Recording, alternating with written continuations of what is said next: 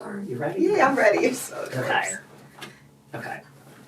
Hey everyone, this is David. Welcome back behind the velvet robe. Let's just get right into it today because we are joined by the one, the only, in studio, Miss Eboni K. Williams.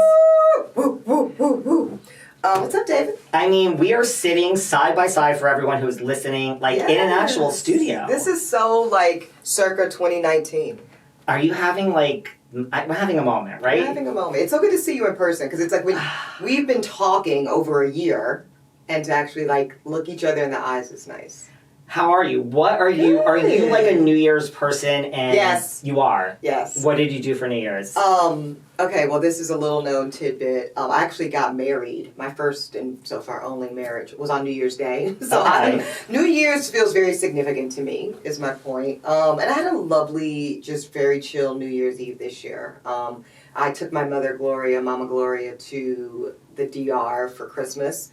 Came back and just eased into the new year. So I feel very like excited and hopeful and chill, very kind of content coming into 2022. Everyone I know had a very laid back, chilled out New Year's, myself included, I think. Okay. And by the way, I thought you were just going to say you got married over this New Year's. I was like, what? Plot twist! Right. No. I was like, okay, well. Honey, no, this was like, literally it was 1/1/2011. So it was like 1/1/1/1. Wow. Many moons ago. Do you make New Year's resolutions, and did you make any New Year's resolutions? I didn't make resolutions, but there's a couple things, I'm going to keep to myself. And I'm not a talker about goals. I'm a shower when it comes to goals. So once I've completed them, they will be very clear. But yeah, I've got like 3 specific things that I'm doing differently in 2022.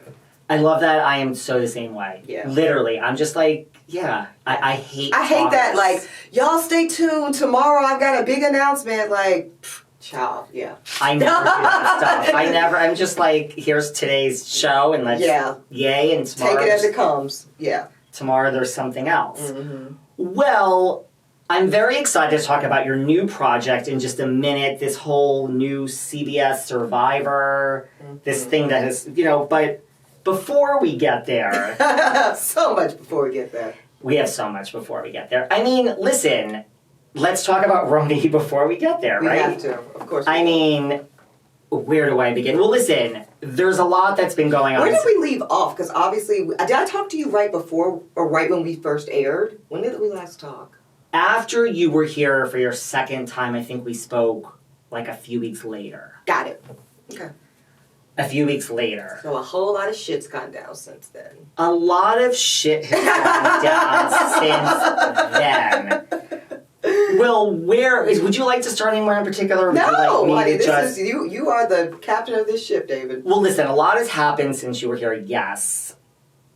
Okay, the reunion was canceled. That we knew really the last time you were here. Yes. So that wasn't a shock. Well, actually, no. If I can recall correctly, there was legitimate back and forth, and I can, this is the real deal Holyfield here. There was legitimate back and forth between the production company and the network and what we were being told as cast members, to the point where I was pessimistic and then I was legitimately optimistic. And I think I told you, I really think it's going to happen, actually. Because I think at that point, David, the last thing I had heard from production/network was a date and a time and a dress color and a scheme, and like I had flown to Dallas to get a custom gown made. It was doing a lot because I do the most, and then I got a call that day from production, like I was in Dallas, and like picking the dress up, picking up this gown, and flying it back to New York, and they were like, we just can't make it happen.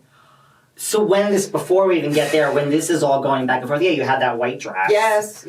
When this is all going back and forth, half bridal, half princess, go ahead. I like that. Yeah. What is that like? Is it like, okay, Eboni, I think it's on, I mean, it was no, it's on. It was like, it's on. It's like, we are filming this on this date. We are working on a venue, but we feel good about it. We've done this a million years. This is happening, until it wasn't happening. And then when you got that call, was it just like, we're not having a reunion, goodbye? Like, or were you like, well, why? I mean, like, was there a discussion before this of like, if we don't have one, no, why? No, wow. Definitely not. And it was more like, We really tried. And I guess I would say that there was evidence of that effort. I think legitimately. Yeah, that would be my take on that, my interpretation of that. And then it was like, what was said publicly is what was told to me directly, that there was not a lot of confidence, that due to the time lapse between when we stopped airing and when this reunion would not only be shot, because I guess we would have been shooting in late September, I think, at that point. So by the time it was edited and actually aired, obviously we're in October, maybe even early November, they just didn't trust and feel good about a significant audience tuning in for that. Interesting.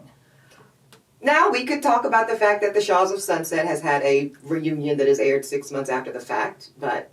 You literally took the words out of my mouth. Yeah, I mean, because we're researchers. We're going to come with the... We know what's going on. We know what's going on in the descent, honey. Honey, we're lawyers. We're lawyers, right? Lawyers, so that's what we do. We cherry pick the factoid that supports the argument. Yeah. And so that was in the ethos, and, still, listen, it's an executive decision by the executives, which I do respect and support. So, but, whatever. Yes. But going back, you have to say, well, then why wasn't there a reunion right away? I mean, that's how it works. That's because, right? Because now then we have some facts that come out. So, Sure. why wasn't there a reunion right away? Sure. Inquiring minds will forever want to know. I don't think that there'll ever be like a very thorough answer to that. I think that will be forever a point of convolution and speculation. Right. That's the most truthful thing I can, and direct shit I can tell you, David.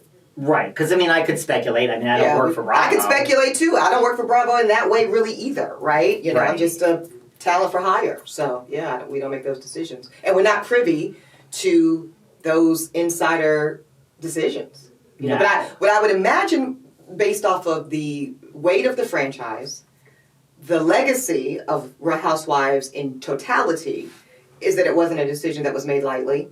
And I would imagine that very serious considerations were on the table to make a very kind of, unprecedented decision. That's what I would say.